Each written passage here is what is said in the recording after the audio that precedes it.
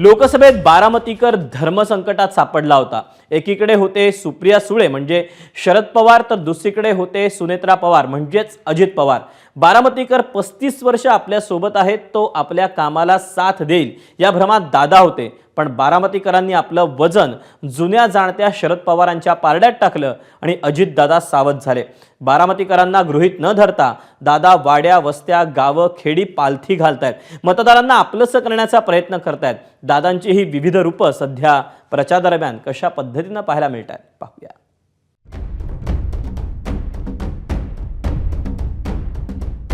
मला या बारामतीचं सगळं बघावं लागणार आहे। रोक ठोक अजित पवार, पोरग सोडलं की एकदम दातूच काढला। मिश्किल अजित पवार, त्याच्यामध्ये कुणावर टीका टिप्पणी केली नाही। स्पष्ट वक्ते अजित पवार। निवडणूक प्रचार शेवटच्या टप्प्यात येऊन पोहोचलाय। उपमुख्यमंत्री अजित पवार गावभेटी देत जोरदार प्रचार करतायत। गावभेटी दरम्यान भाषणात अजितदादांची तुफान फटकेबाजी पाहायला मिळते। या भाषणात दादांची अनेक रूपं महाराष्ट्राला नव्यानं पाहायला मिळतायत। शरद पवारांनी आपल्यावर कसा अन्याय केला हे अजितदादांनी अत्यंत खुबीनं मतदारांना सांगितलं।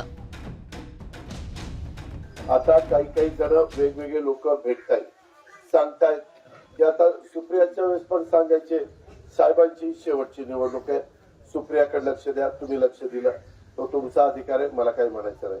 आता पण साहेबांची शेवटची निवडणूक आहे, नातवाकडे लक्ष द्या।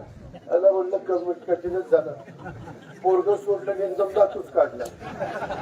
म्हणजे मी मुलासारखाच आहे ना, पुतणे असलो तरी मुलासारखाच आहे। आणि माझ्यात काय कमी आहे, मी काय कमी केलेलं आहे?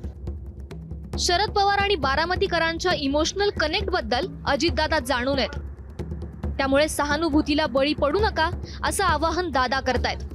यावेळी काकांच्या पक्षपातीपणावर दादांनी टीका केली, सोबतच आपल्याला आव्हान देणाऱ्या पुतण्या युगेंद्रलाही चिमटे काढलेत। मी आज राज्याचा उपमुख्यमंत्री म्हणून काम करतोय। आज मी तुमचा अर्थसंकल्प 6.5 लाख कोटीचा मी सांभाळतोय। 6.5 लाख कोटी, याच्यामध्ये त्याला म्हणून टिंब काढून दाखव 6.5 लाख। तो माझा पुतण्याच आहे, मी टीका करणंही बरोबर नाही।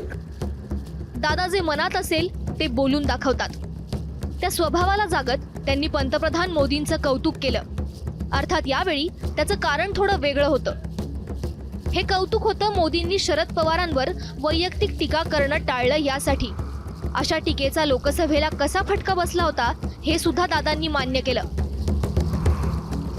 कालच पंतप्रधानांच्या बरोबर माझी म्हणजे सभा त्यांच्या बरोबर होती, मी त्याच्यामध्ये पण त्यांना त्या ठिकाणी बोललो।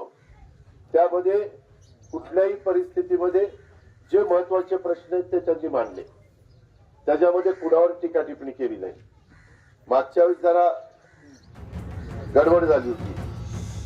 हे सगळं सांगण्याचा मूळ उद्देश अजितदादांनी अजिबात लपवून ठेवला नाही। सलग 7 टर्म बारामतीकरांनी दादांवर विश्वास टाकलाय, तो यावेळीही कायम ठेवतील अशी अपेक्षा ते करतायत। बारामतीचा आणखी विकास करण्याची क्षमता आपल्याकडेच आहे हे सांगायला ते विसरत नाहीत। आता दौंडवरून बारामती पर्यंतच रेल्वे येत होती, ती आता आपण कठीण पुलापासून फलटणला जोडली। माग कधी ते काम झालं नाही। ज्यावेळेस त्यांना मी सांगितलं त्या सरकारला, त्यावेळेस त्यांनी ते करून दिलं। ही गोष्ट खरी आहे, जे खरं आहे ते मान्य केलं पाहिजे।